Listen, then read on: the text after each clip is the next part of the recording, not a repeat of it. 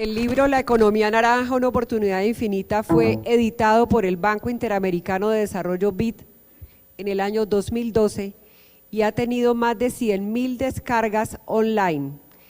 Ese libro nos cuenta de una manera gráfica, de una manera plena de diseño y de una forma muy atractiva, cómo las industrias creativas y el talento que han estado por fuera de las economías tradicionales han logrado superar cifras de productividad generada por las industrias, generadas por las empresas que manejan la energía eléctrica o hidráulica en el mundo, y de eso se trata, de darle valor productivo al talento y a la cultura.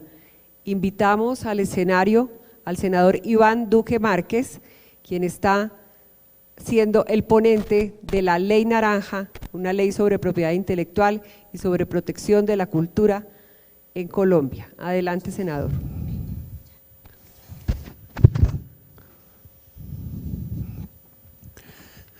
Muy buenos días, ¿cómo han estado?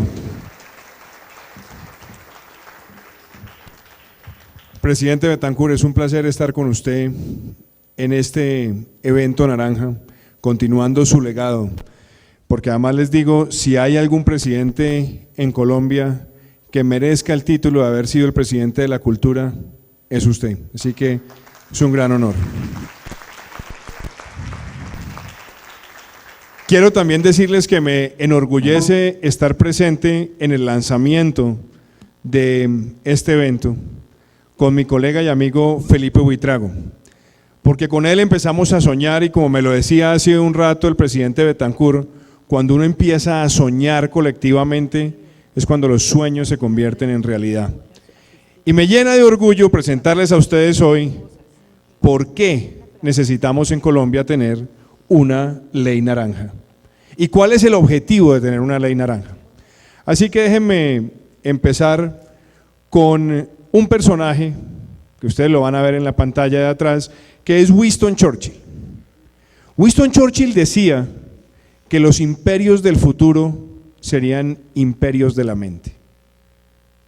Él nos empezaba lentamente a decir que los países que progresarían en el futuro serían aquellos que pudieran construir riqueza con el talento, la creatividad y la propiedad intelectual de sus habitantes. Ya no iba a ser la tierra, ya no iba a ser solamente el dinero o el poderío militar, sino lo que realmente definiría el futuro de las naciones sería la capacidad de transformar en riqueza colectiva esa creatividad y ese ingenio de los ciudadanos. Y por eso, ¿de qué se trata? Entender el camino de la construcción naranja. ¿Podemos jugar fútbol con el sol? Yo diría depende. Es un asunto de perspectiva quizás.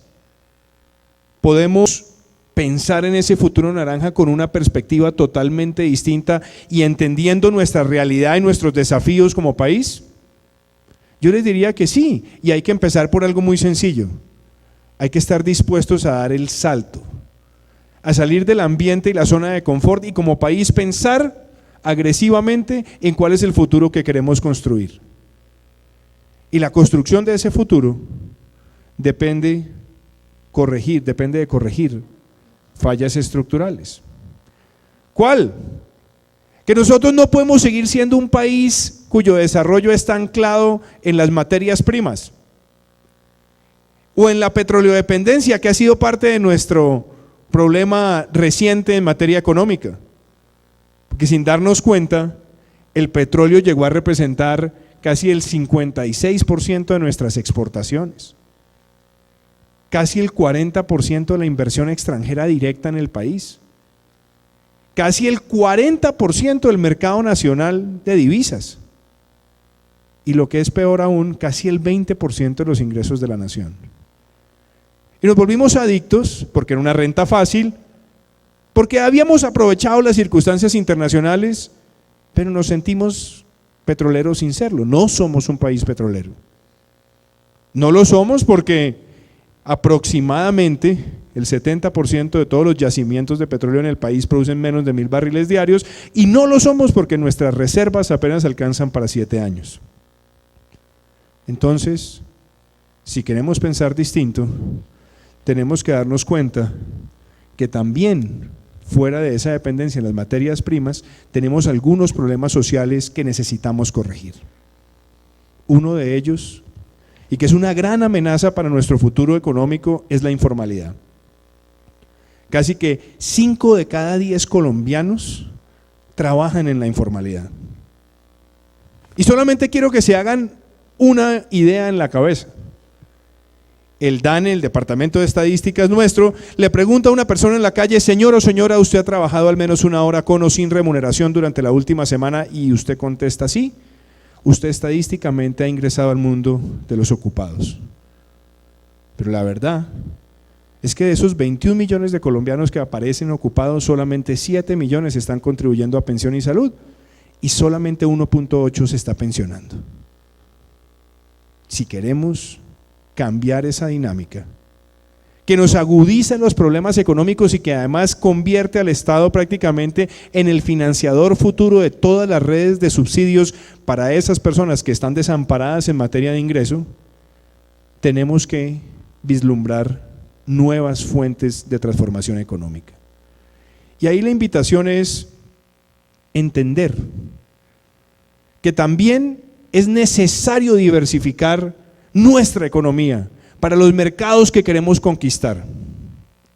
No puede ser que el 50% de nuestras exportaciones a Estados Unidos sigan siendo petróleo, o el 64% lo que exportamos a Europa petróleo, o el 72% de lo que exportamos a China sea petróleo, o el 80% de lo que exportamos a India sea petróleo. Hay que diversificar y hay que hacerlo con valor agregado.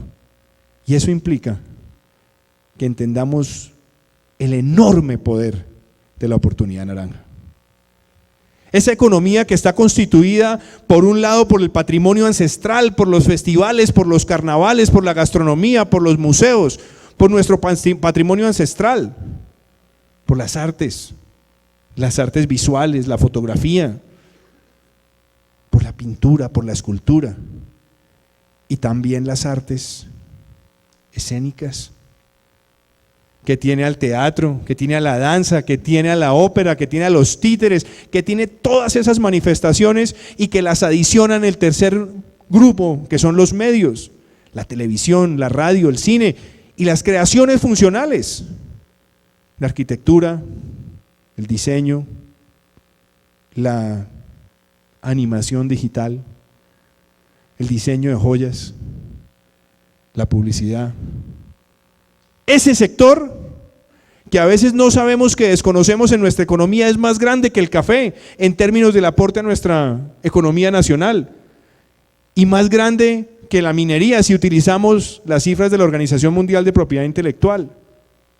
Ahí está, es una fuerza grande que tenemos que conquistar y perseguir todos los días, pero nos hace falta la decisión de dar el salto. La decisión de dar el garrochazo, y ese garrochazo implica que empecemos a reflexionar sobre cómo la economía naranja ha empezado a transformar nuestra sociedad y también nos posiciona exitosa en el mundo. Esa economía naranja representa la posibilidad de conectar 4 grandes herramientas: el talento como fuente de riqueza, desprendernos de ese tabú de: mijo, por favor, consígase un puesto, salga y consiga un puestico.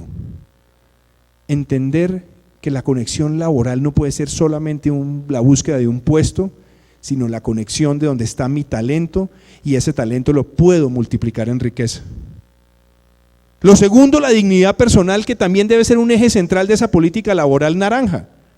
Cuando yo estoy empleado en aquellas cosas para las cuales tengo pasión y deseos y anhelos de convertirlo en riqueza, estoy mejorando la capacidad del ser humano de sentirse cómodo y placentero en lo que desempeña. Lo tercero, la propiedad intelectual. Porque esa propiedad intelectual depende que lo que hoy creamos como un producto original y se multiplica y se consume en el mundo siga generando ingresos por regalías. Y algo también importante como país que tenemos que abordar, y es que el camino a la construcción de una sociedad del conocimiento no es solamente a través de los computadores y los tubos de ensayo.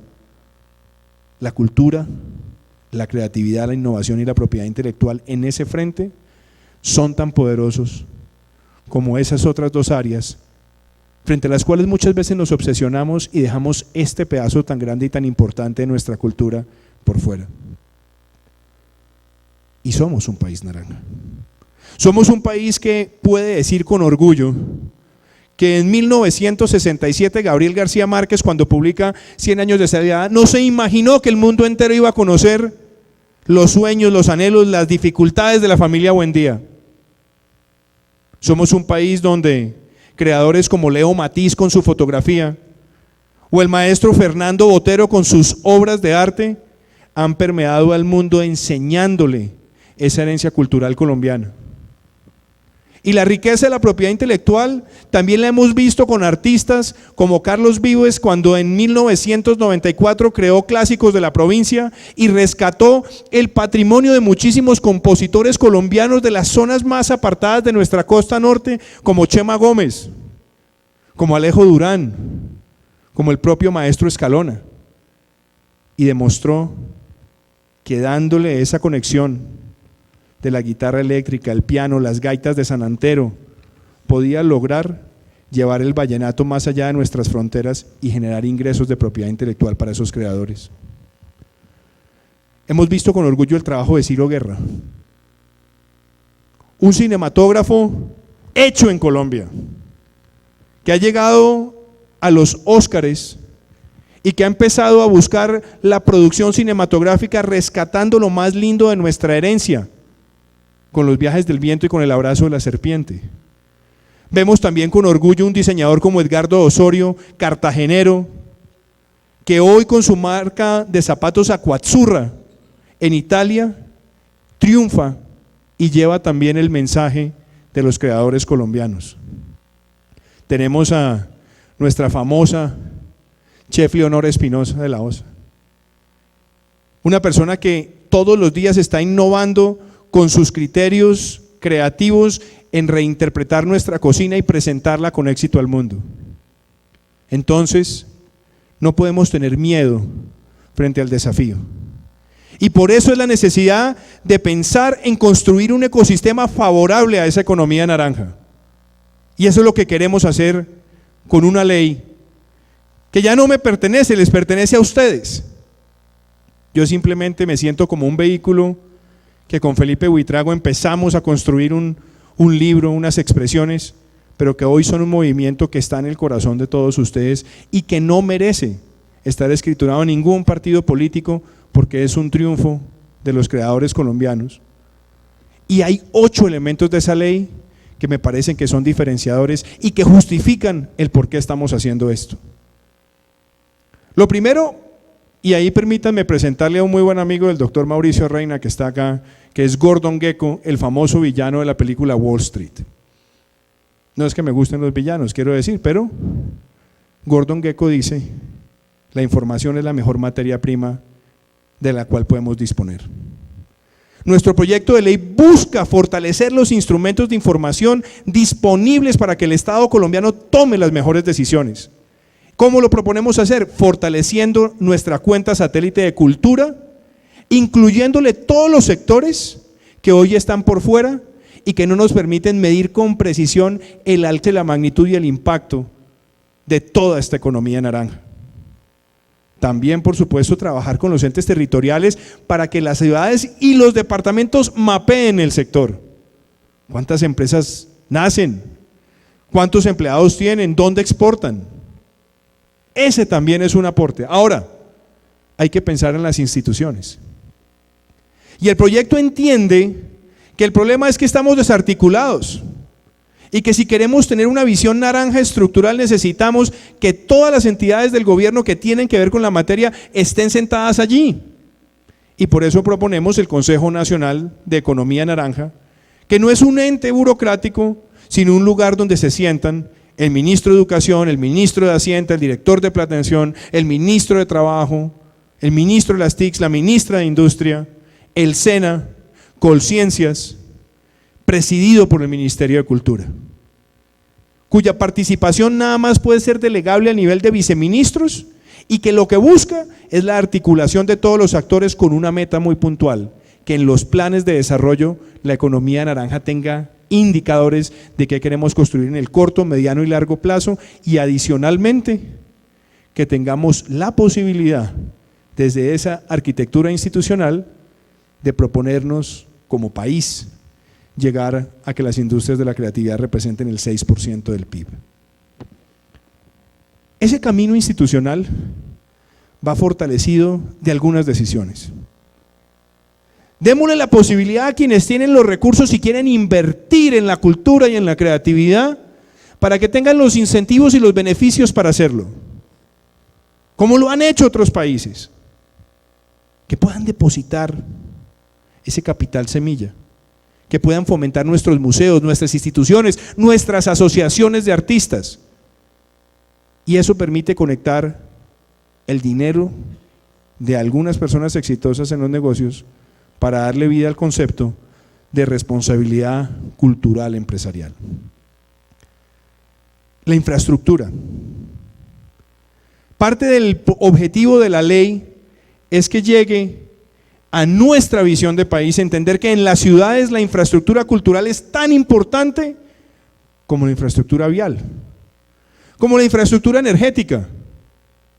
Y estamos pidiendo que Findeter, la Financiera de Desarrollo Territorial del país, que lo ha venido haciendo por el buen corazón o convencimiento de su director, ya pasando de allí a una política de Estado para que tenga líneas de crédito que le permita a los entes territoriales hacer proyectos como este, como la famosa Biblioteca España en Medellín, que ha democratizado el acceso a la cultura en un lugar que hasta hace no muchos años era considerado un epicentro de violencia. Hoy es un epicentro de cultura. O también como la Biblioteca Municipal EPM de Medellín o como el Teatro Julio Mario Santo Domingo en Bogotá, invertir en la infraestructura cultural, cambiar el rostro de nuestras ciudades con infraestructura cultural. También, por supuesto, con el acceso generalizado a banda ancha para permitir que nuestros diseñadores y nuestros creadores se conecten con otros mercados. Nuestra ley también piensa en el fomento de la industria. Y la piedra angular de ese fomento de la industria empieza por reconocer que en la vida educativa necesitamos fomentar un cambio curricular donde en el mismo nivel de la ciencia, las matemáticas y el lenguaje esté la formación digital, la formación cultural y por supuesto la tecnológica. En el mismo plano, cultura, tecnología y creatividad con las ciencias, las matemáticas y el lenguaje. Como lo ha promovido uno de los grandes expertos en educación en el mundo, Ken Robinson, que nos enseña a pensar más allá de lo evidente, a entender que en esa educación naranja necesitamos profesores naranja, necesitamos inculcar esto desde la edad más temprana y entender que desde el colegio y la universidad podemos empezar a sacar a esos luchadores, a esos escaladores que se arriesgan todos los días para hacer emprendimientos culturales, pero que muchas veces necesitan el dinero. Y por eso, en el capítulo de industria, nuestro proyecto de ley busca que el fondo Impulsa tenga un porcentaje para emprendimientos naranja, que el fondo Emprender del SENA, donde están ustedes, algunos de ustedes, también dé un financiamiento como porcentaje para estos sectores, que el Sistema Nacional de Becas tenga un porcentaje para las carreras naranja más allá de lo convencional de ingeniería, derecho, economía, administración. Y claro está que en el manejo de los recursos de las regalías, los órganos colegiados de administración y decisión también tengan un porcentaje de apuesta a la economía naranja.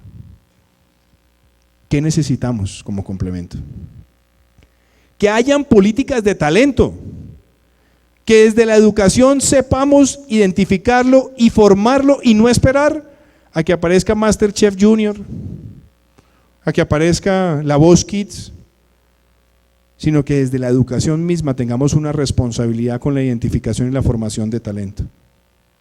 Y creo yo que en el capítulo de la integración Y yo soy senador, entonces ustedes miran, a los senadores nos gustan los micos, a mí me gusta este mico, que es un mercado interamericano de contenidos originales. Y que ese mico se alimente de cocos, de la conutrición, de la cocreación, de la coproducción, de la codistribución. Y en el proyecto de ley buscamos que cada vez que se negocie un tratado de libre comercio o que tengamos acuerdos de inversión, facilitemos que en la cultura tengamos una mayor interacción de esos mercados. Porque cuando hay cocreación, ese producto se entiende original en los países que participaron en la creación de ese bien o servicio. Y hay que decirlo, el comercio que tenemos en América Latina entre nuestros propios países es bajo, es limitado, no llega siquiera al 20%. Y en materia cultural nos une un idioma, nos une un pasado ancestral, nos une factores religiosos, inclusive ya hay una gran identidad con las expresiones gastronómicas. Entonces, ¿por qué no apostarle a la construcción de esos mercados y mejorar la distribución de nuestros productos? La inclusión. La economía naranja no es solamente generación de riqueza económica, es entender que la creatividad y la cultura también nos pueden ayudar a tener una sociedad más cohesionada, más convencida de cerrar las brechas. Y por eso traje esta imagen del Colegio del Cuerpo del maestro Álvaro Restrepo en Cartagena, donde en una compañía de danza se unen muchachos de los barrios Nelson Mandela, el Colegio San Francisco, también de Crespo, de Manga, de Boca Grande, pensando en un solo objetivo: la creación de un estrato talento. No discriminar, no separar nuestra sociedad, sino unir nuestra sociedad en la conformación de productos culturales. Y hemos visto también los resultados de Batuta, de llevar la música clásica para que ningún niño en ningún lugar de Colombia esté privado de conocer a Tchaikovsky, a Chopin, a Beethoven. Y como lo han demostrado ellos, y tuve la experiencia personal de llevarlos a la Scala de Milán en el año 2003, ver con orgullo cómo ese talento de las zonas más apartadas de Colombia, donde muchas veces la violencia es opresiva, salen adelante y logran convencer al mundo de lo que somos capaces de hacer los colombianos cuando tenemos esa devoción por la creatividad. Y el capítulo central del próximo paso que también queremos alcanzar con nuestro proyecto de ley es darle vida al sello de Creado en Colombia. Que todos nuestros productos culturales tengan ese sello para mostrarle al mundo esa conexión de talento y propiedad intelectual. Y pensar que el desafío más importante, y lo llamo la octava I, es el individuo. Este cuadro de Diego Velázquez, que se conoce como Las Meninas o la familia de Felipe IV, que fue construido en 1656, transformó la forma en la que vemos el arte, la perspectiva, la distancia, el desplazamiento, la combinación de color y tamaño. Necesitamos que nuestro sistema educativo apunte a esto. Y eso implica que entendamos que el sistema debe ser personalizado, y personalizado no es tener un menor número de alumnos por profesor. Personalizado es entender que un muchacho entra a la vida escolar y no sale una prueba PISA, sino que sale un ciudadano, y a ese ciudadano tenemos que darle las competencias y las herramientas y la pertinencia en cada una de las áreas de formación para poder hacer transformaciones. Pequeñas, medianas o grandes, pero hacerlas, porque esa capacidad de pensamiento crítico es lo que va a darle a Colombia una sociedad naranja. El objetivo de este proyecto de ley no es nada distinto a construir país, a construir un país que cambie esa dependencia en las materias primas, que se concentre en el individuo, que fortalezca el talento, que le dé las políticas públicas y a las entidades el compromiso de apuntar a maximizar nuestros ingresos en un sector que ya supera el tamaño de la minería y que seguramente puede ser cada vez más grande. Por eso los invito a que hoy, en este evento, con estas mentes privilegiadas, empecemos a construir esa ola naranja y que pasemos la naranja. Muchísimas gracias.